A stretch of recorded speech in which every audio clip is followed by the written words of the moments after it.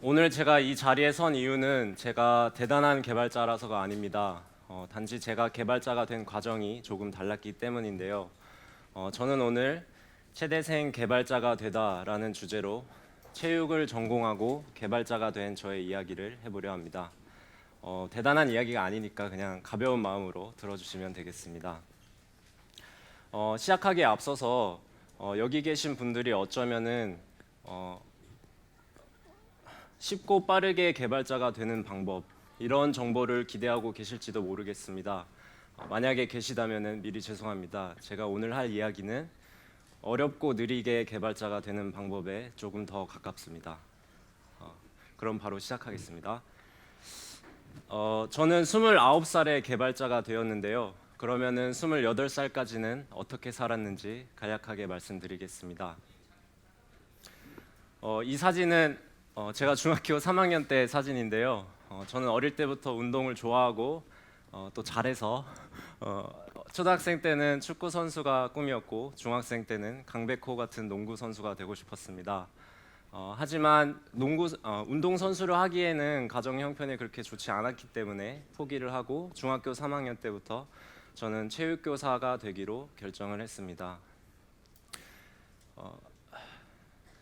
체육교사가 되기 위해서는 체육교육과에 진학을 했어야 하는데요. 저는 그래서 고등학교 3년 내내 체육교육과를 목표로 열심히 공부하고 운동을 해서 서울대학교 체육교육과에 입학을 했습니다. 하지만 대학교에 입학하고 나니까 사람이 이제 보이는 시야가 넓어지다 보니까 체육교사 이외에 다른 직업들이, 다른 삶의 모습들이 자꾸 눈에 밟히더라고요. 그래서 이때부터 저의 기나긴 방황이 시작되었습니다. 네. 대학교 1학년 때는 제가 정말 패기가 넘쳐 흘러서 체육 분야에서 가장 높은 자리에 오르고 싶어서 가장 높은 자리인 문화체육관광부의 장관이 되고 싶었습니다. 예전에 뭐 안 좋은 일도 있었던 곳인데 아무튼 문화체육관광부의 장관이 되고 싶어서 그러기 위해서는 이제 행정고시를 봤어야 했기 때문에 저는 대학교 1학년 때 행정고시에 약간 기웃거렸습니다. 그런데 대학교 1학년 때 이제 학교 수업을 듣기에도 너무 바쁘다. 그래서 행정고시 공부하기가 조금 힘들다라고 저희 어머니한테 말씀드렸고 사실은 대학교 1학년 때 매일매일 당구장에 가서 당구를 치느라 공부를 할 수 없었습니다. 그렇게 저는 열심히 놀다가 대학교 2학년 때 군입대를 하게 되었습니다. 그런데 군입대를 해서 군 생활을 하는 중에 제 꿈이 또 바뀌었습니다. 마케터가 되고 싶었는데요. 군복무를 하면서 제가 이제 책장에 꽂혀 있던 포지셔닝이라는 책을 우연히 읽었습니다. 이 책은 1980년도에 출간된 책인데 정말 하나도 지루하지 않고 너무 재미있더라고요. 그래서 이 책을 읽고 나서 저는 마케팅을 제대로 공부하고 싶었습니다. 그래서 그 뒤로 마케팅에 관련된 책들을 정말 닥치는 대로 찾아서 읽고 공부를 했습니다. 그리고 군복무를 마칠 즈음에는 이제 제 전공인 체육을 이제 제 전공을 이제 활용하면서도 마케팅을 할 수 있는 스포츠 마케터가 되는 꿈을 가지게 되었습니다. 그렇게 저는 2012년에 군복무를 마쳤고 그렇지만 바로 학교로 복학하지는 않았습니다. 저는 미국에 어학연수를 계획을 했는데요. 물론 어학연수 갈 돈이 전혀 없었습니다. 하지만 저는 조금 욕심을 냈습니다. 군복무를 하면서 어학연수 계획서를 미리 작성해 놓고 전역한 바로 그날 저희 어머니한테 계획서를 보여드리면서 제가 이렇게 하겠다라고 말씀을 드렸고 감사하게도 저희 어머니께서 이제 없는 살림에 빚을 내셔서 1년 4개월 동안 미국으로 어학연수를 갈 수 있게 되었습니다. 저는 여유가 있어서 어학연수를 간 것이 아니었기 때문에 남들보다 더 많은 것을 얻어오고 싶었습니다. 그래서 어학원만 다니지 않고 미국에서 일을 해보고 싶었습니다. 당연히 학생 비자였기 때문에 합법적으로는 일을 할 수 없었기 때문에 저는 무급 인턴으로라도 일을 하고 싶어서 제가 일하고 싶던 회사들의 이력서를 돌렸고 운 좋게 그 중에 이제 샌프란시스코에 있는 엠포리오 알만이라는 명품 의류 브랜드에서 인턴으로 일을 하게 되었습니다. 저는 이때 일을 하면서 의류 브랜드를 처음 경험을 했는데 의류 브랜드의 마케팅에 관심이 생겼습니다. 그래서 이때부터는 단순히 스포츠 마케터가 아니라 스포츠 의류 브랜드의 마케터가 되는 목표를 가지게 되었습니다. 그렇게 1년 4개월 동안 미국에서 어학연수 생활을 하고 2014년에 한국에 돌아와서 다시 대학교 2학년으로 복학을 했습니다. 복학을 하고 나서는 스포츠 의류 브랜드에서 이제 경험을 쌓고 싶어서 그 당시에 강남역에 새로 생긴 나이키 플래그십 스토어에서 계약직으로 일을 하기 시작했습니다. 그리고 이때 경험 덕분에 저는 그 다음 해 여름 방학에 그 당시에 데상트 코리아라는 스포츠 의류 브랜드에서 스포츠 마케팅 팀 인턴으로 일하기 시작했습니다. 그 당시에는 스포츠 마케팅이라는 직무가 정말 드물던 때였기 때문에 스포츠 마케팅을 공부하는 대학생들의 약간 꿈의 직장이었던 곳이었는데요. 제가 막상 실제로 일을 해보니까 현실은 조금 달랐습니다. 저는 스포츠 마케터가 조금 창의적인 일을 하는 직업이라고 생각을 했습니다. 하지만 현실은 거의 잡일꾼에 가까운 일들을 많이 하더라고요. 물론 지금은 다를 수 있지만 그때는 그랬습니다. 저는 그래서 이때의 경험으로 스포츠 마케터라는 직업에 크게 실망을 하고 그 당시에 이제 인턴 기간이 끝나고 정규직으로 전환이 되었지만 입사를 포기하고 다시 학교로 돌아갔습니다. 이때 마케터라는 직업에 크게 실망을 해서 저는 이제 다른 일을 해야겠다는 생각을 하던 찰나에 제가 미국에서 사 먹던 그 단백질 보충제가 있었는데 이걸 한국에서 사 먹으려고 하니까 가격 차이가 거의 2배 정도 나더라고요. 그래서 이거는 뭔가 잘못됐다라는 생각에 제가 이 제품을 이제 구매 대행 형태로 구매를 해서 온라인으로 판매하는 작은 사업을 시작했습니다. 하지만 한 3개월 정도 만에 이제 관세 문제랑 식약청 허가 문제로 이제 사업을 접을 수밖에 없었는데요. 하지만 그 사이에 제가 이 사업을 통해서 돈도 꽤 벌었고 또 이 일을 통해서 무역이라는 것에 큰 매력을 느끼게 되었습니다. 저는 이 경험을 통해서 무역이 너무 재미있다. 이거 하면은 난 잘할 수 있을 것 같다라는 생각이 들어서 제가 관세 때문에 이제 사업을 포기하게 된 만큼 무역을 정말 제대로 공부해서 무역 사업을 제대로 해보고 싶었습니다. 하지만 무역 사업 같은 경우에는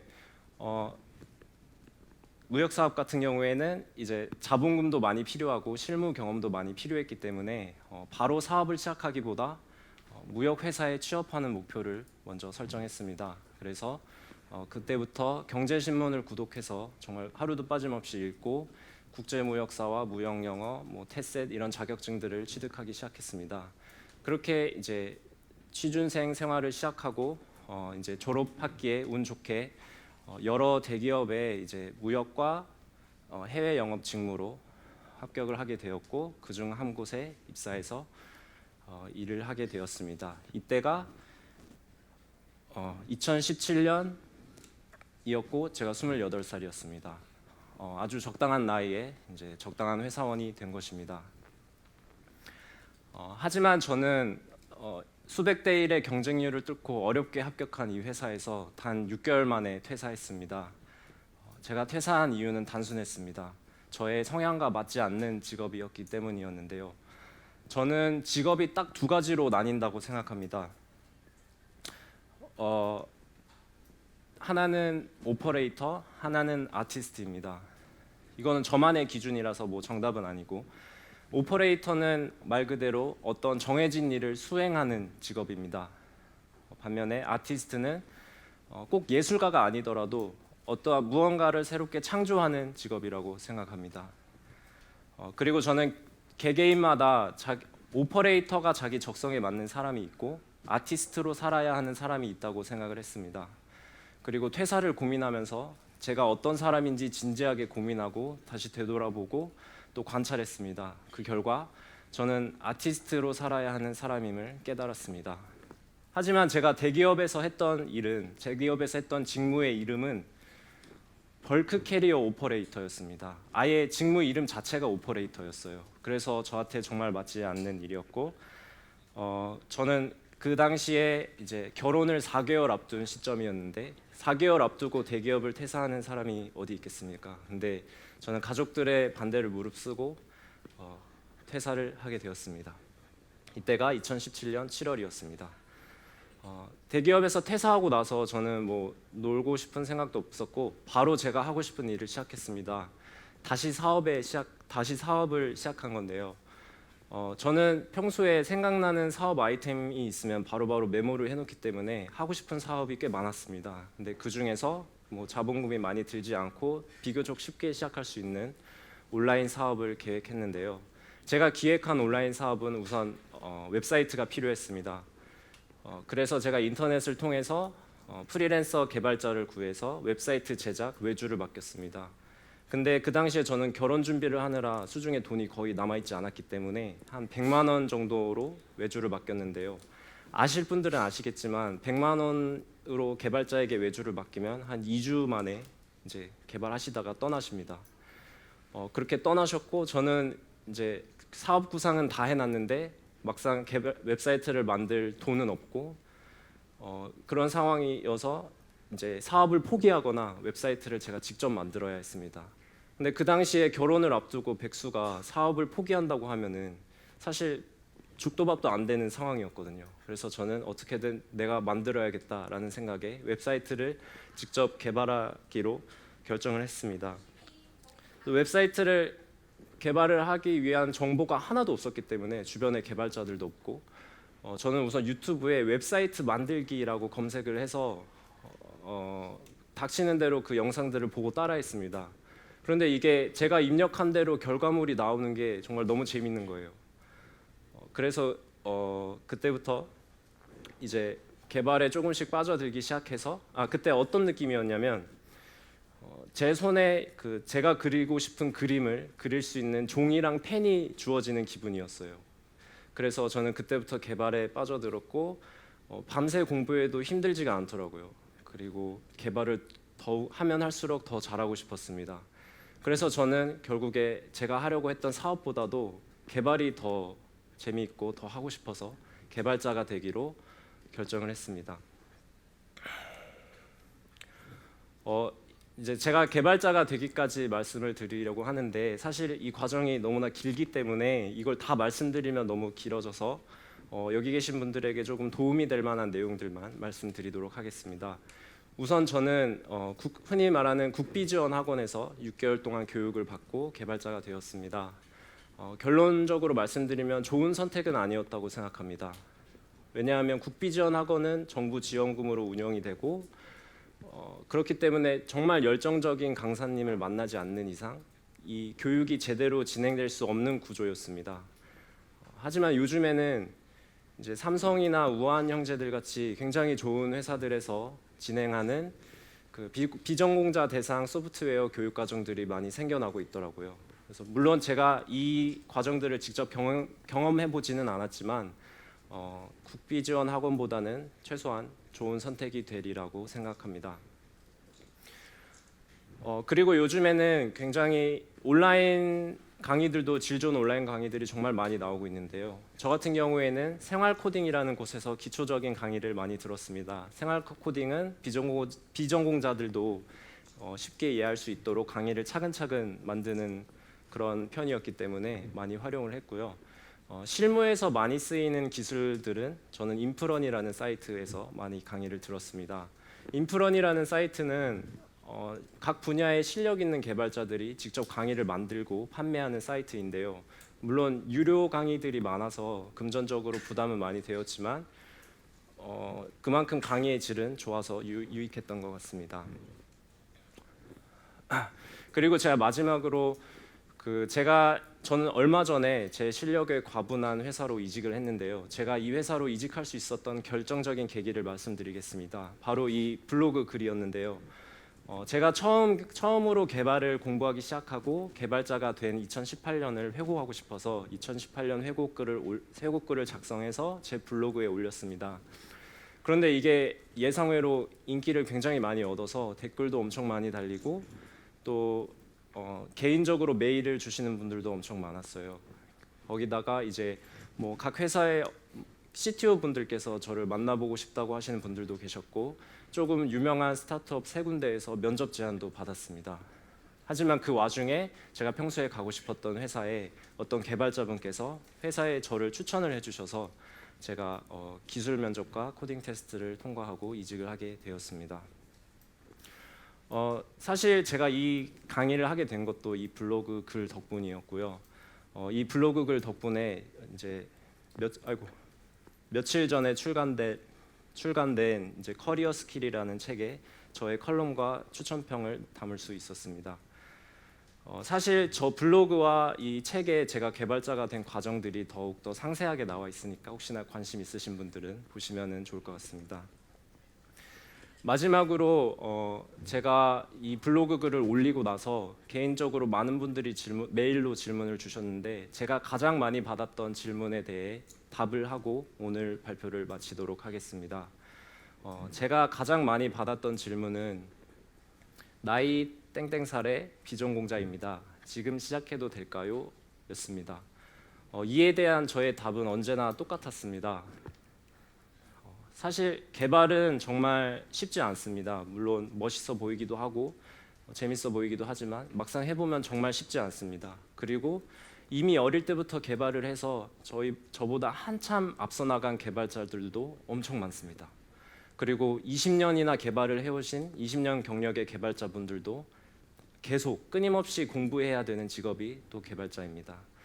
때문에 저는 나이가 몇 살인지 전공이 무엇이었는지가 중요하기보다 이 사람 본인이 끊임없이 공부를 할 수 있는지 그리고 문제 해결을 즐길 수 있는지가 더 중요하다고 생각합니다. 29살의 개발자도 29살의 최대생도 개발자가 되었습니다.